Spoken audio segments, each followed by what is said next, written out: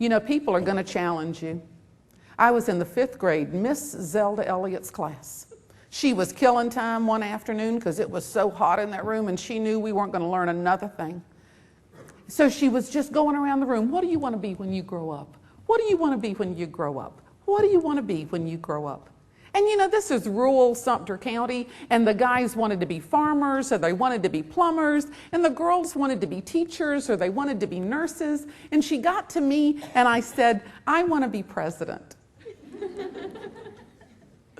She was not amused.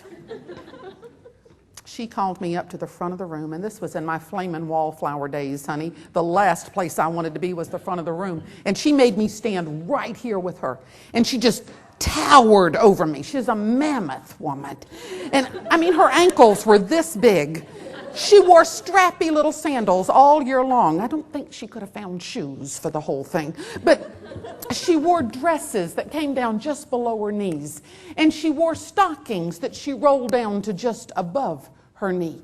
And this white leather-looking belt all year long she wore. And, you know, as long as she's looking at you, the dress kind of hung down a little bit. But if she turned around and reached, the dress would rise up a little bit, and you could see those stockings that were rolled right there. She looked at me, and she said, Becky, you hear me. You love it when they set you up like that.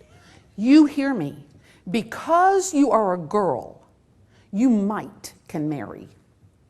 If you can't marry, you can teach. But you can never be president.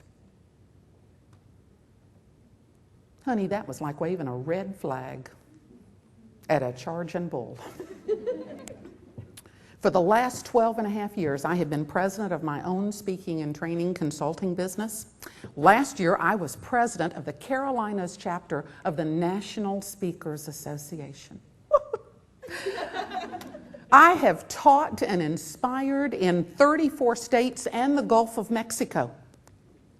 And I have been married several times.